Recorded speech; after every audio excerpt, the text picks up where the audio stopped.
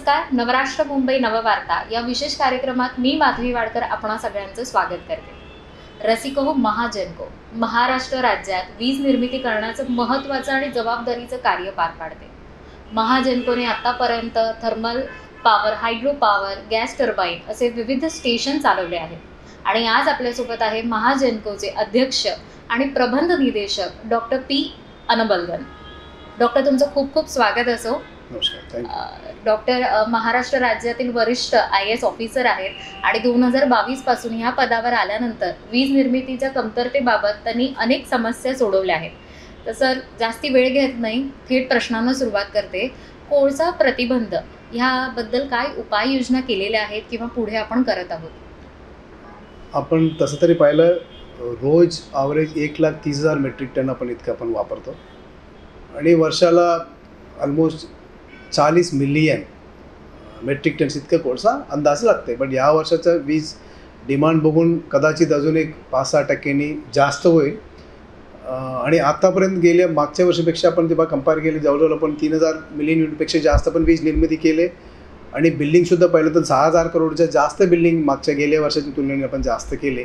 तरी देखील सुद्धा आपल्याकडून कोळसाच्या जो आपण म्हणतो ना मॅनेजमेंट, ते बऱ्यापैकी आपण कंट्रोलमध्ये आणलेले आहेत.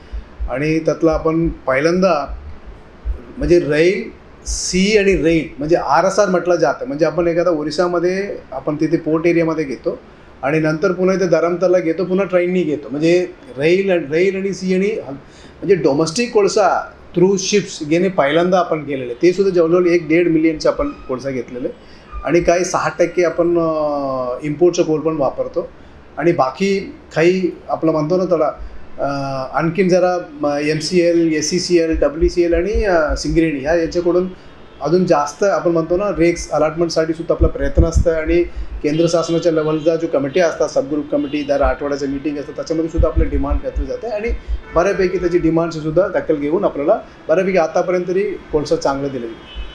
डॉक्टर, पर्यावरण सुधारणा, कारण पर्यावरण सुधारणा करण्यासाठी खूप महत्त्वाचं आहे आता या काळामध्ये.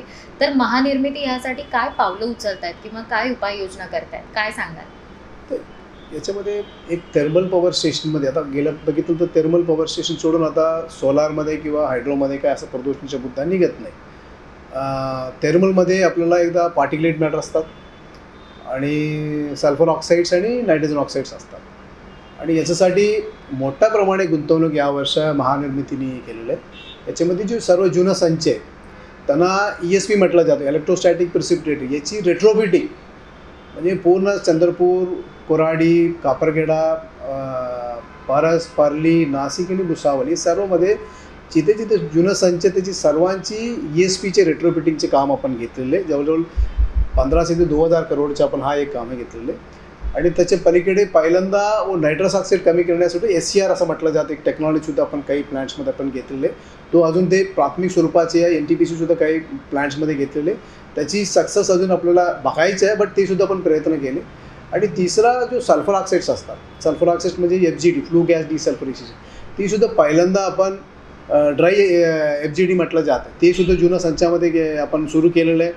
आपला कापरखेडा आणि कोराडीच्या आणि इथे आपला पारसमध्ये आपण ऑलरेडी वर्क ऑर्डर दिले गेलेले. कापरखेडाच्या काही युनिटमध्ये आता देणार आहे. आणि या व्यतिरिक्त जे 500 मेगावॉटच्या युनिटला वेट FGD आणि 660 सुद्धा वेट FGD. ते थोडा कॅपिटल इन्व्हेस्टमेंट कॉस्टली असते, बट O&M म्हणतो आपण थोडा कमी खर्चाने असतं. आणि ते लॉंग टाईममध्ये मोठा संचाला वगैरे असं वेट FGD केले जाते. त्याची पहिल्यांदा आपण टेंडर प्रोसेस केले, तर वर्क ऑर्डर दिले गेलेले. आणि 2026पर्यंत आपल्याला ती मानांकन आपल्याला आपण म्हणतो ना कंप्लायन्स करायची आपल्याला 2026पर्यंत मिळणे. तोपर्यंत आपला याच्यामध्ये पक्के करेल. आणि पर्टिक्युलरली आपण SPM तरी पाहिलं आपण प्रोजेक्ट आपला प्लॅन्स कंप्लाईंग आहे.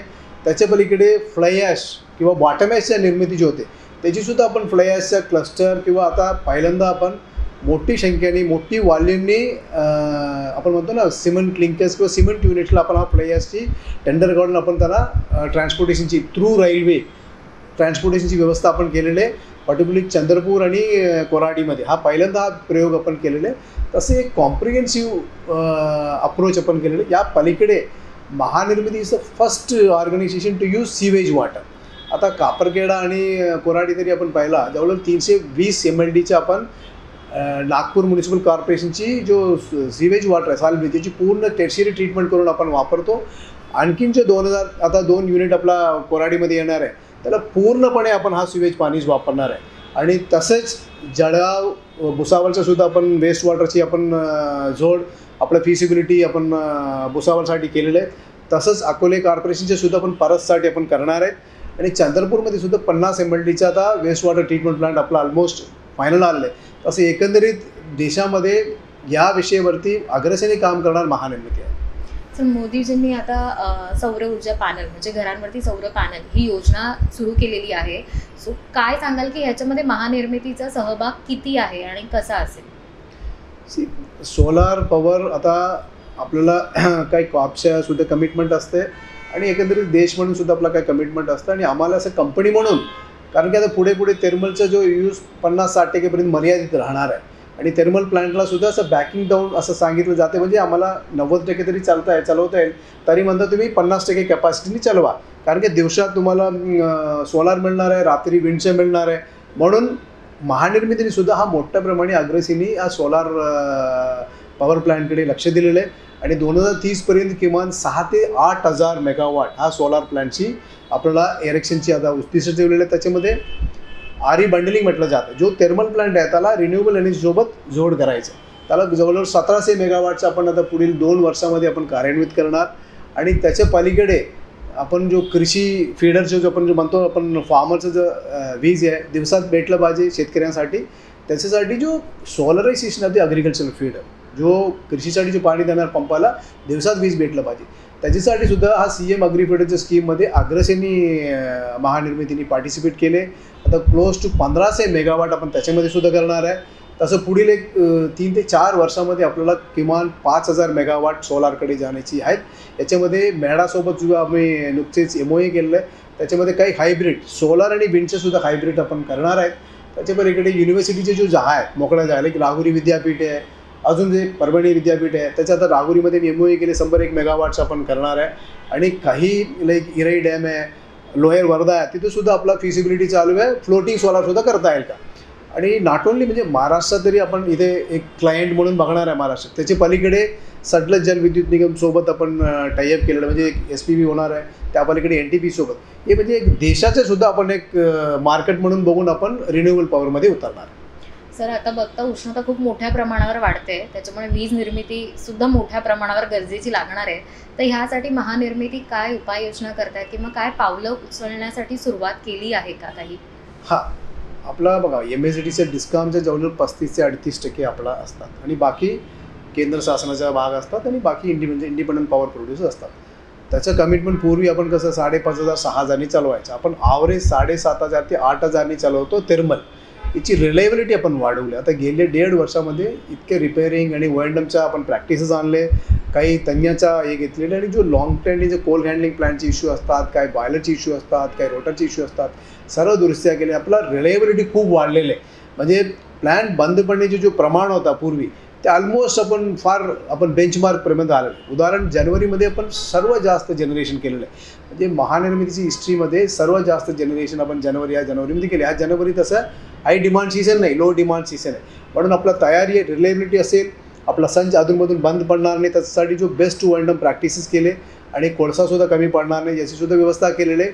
आणि इवन पंप स्टोरेज आपला घाटकर जो 1.5 वर्ष एक युनिट बंद होता हा घाटकरचे सुद्धा 125 दोन्ही युनिट आपण बारवर आणलेले आहे. तर म्हणजे रात्री जेव्हा पीकमध्ये आपल्याला लागतात तेव्हा सुद्धा वापरतात. असं पूर्ण एक कॉम्प्रिहेन्सिव्ह अप्रोचमध्ये आपण आपला रिलायबिलिटी हा महाराष्ट्राला पर्टिक्युलरली आम्ही महाडिस्कॉमलाच देतो. रिलायबिलिटी आपण ठेवणार. सर एक जनसामान्यांना काय मेसेज द्याल? वीज बिल जास्त येणं किंवा ह्याच्यासाठी सगळी जण काळजी घेत असतात तर वीज निर्मिती किंवा वीज कसं वापरावं, काय प्रिकॉशन्स घ्यावा किंवा एक मेसेज तुमच्याकडनं जनसामान्यांना काय द्याल? पहा आता ते आपण फार मोठ्या प्रमाणात रिन्युएबल करणार बट आता तरी पहिले 70-80% आता थर्मलच आहे. थर्मल म्हटलं तर कुठंतरी हा कोळसा किंवा गॅस हा झाणार असेल. पण वीज आणि पाणी दोन्हीमध्ये जितकं आवश्यक तेवढंच वापरावं. आणि म्हणूनच ऑफिसमध्ये कॉर्पोरेटमध्ये वगैरे आता सेन्सर बेस आला ते आपण ऑफिसमध्ये नसेल तर ऑटोमॅटिक बंद झालं पाहिजे. सो साधा छोटी गोष्टीमध्ये आपण वीज बचत करू शकतो. एका व्यक्तीने तरी 1 युनिट तरी कमी केलं एका दिवशी महिन्याला 30 युनिट ऑटोमॅटिकली कमी होते. आणि तसं तुम्ही 2 करोड ग्राहक आहे, थिंक ऑफ इट, म्हणजे 2 करोड गुणिले म्हणजे 30 युनिट म्हटलं तर एवढं असतात. असं तुमचे आमच्यावरती ताण आहे किंवा डिस्ट्रीब्युशनवरती, ट्रान्समिशनवरती सर्व कमी होईल. म्हणून सर्वांनी ज्या आवश्यकप्रमाणे वापरा, एवढंच आमची विनंती आहे. Thank you sir. ग्रीन एनर्जीमध्ये आपण अग्रगण्य आहोत, तर ह्याच्याबद्दल काय सांगाल तुमचं मत? आता ग्रीनमध्ये सोलार तरी मी घेतलेलं, म्हणजे सोलारच्या बद्दल आपल्याला माहिती दिली. आता विंडच्या बद्दल सुद्धा आम्ही आता मॅडासोबत आपण एक आपण म्हणतो ना जॉईंट व्हेंचरमध्ये आपण काही कामं करणार, बट ते फार मीडियम लेवलला. बट पुढे जाऊन पंप स्टोरेज आहे. आता बॅटरी स्टोरेज असतात, कितीतरी बोललं तर बॅटरीच्या काय अनसंगिक इश्यूज असतात, त्याचे डिस्पोजल वगैरे. बट लाईव्ह स्टोरेज किंवा आपण ग्रीन म्हटलं तर करा actually pump storages coupled with green energy, म्हणजे रिन्युएबल. जेव्हा पीकमध्ये सकाळच्या 3 घंटे ब्रेक, संध्याकाळच्या 3 तासाचा पीक करण्यासाठी पंप स्टोरेज सुद्धा आपण करणार आहे. त्यातला काही साईट्स आपण आयडेंटिफाय केले. घाटकरचा सुद्धा आपला एक ॲडिशनल युनिट आपला घेणार आहे. तिलारीमध्ये 2 युनिट्स आपला नियंत्रण आहे. आणि पानशेत, वरसगावमध्ये सुद्धा आपला प्राथमिक स्वरूपाची सर्वे चालू आहे. असं एकंदरीत महाजनकोकडे पुढील 7-8 वर्षामध्ये पंप स्टोरेजच्या माध्यमातून सुद्धा किमान 25,000 ते 3,000 मेगावॉट असलं पाहिजे. त्यातलं काही निम्मे महाराष्ट्रामध्ये उपयोग पडेल, निम्मे आपण स्टेट म्हणजे दुसरा राज्यामध्ये सुद्धा आपण वीज विकू शकतो. आणि हा एकंदरीत एक रिन्युएबलचं फुटप्रिंट आपल्याला एकंदरीत पाहिलं तर 30 ते 40% येईल. खरंच जसं सर म्हणाले की वीज खूप महत्त्वाची एक गोष्ट आहे आणि तिचा वापर सुद्धा आपण खूप योग्य प्रकारे केला पाहिजे. तर हे होते आज आपल्यासोबत डॉक्टर पी अनबलगनजी, आणि अशाच अनेक मुलाखतीसोबत आपण पुन्हा भेटत जाऊया. तोपर्यंत नमस्कार. मी माधवी वाडकर, कॅमेरामॅन सय्यद सोबत.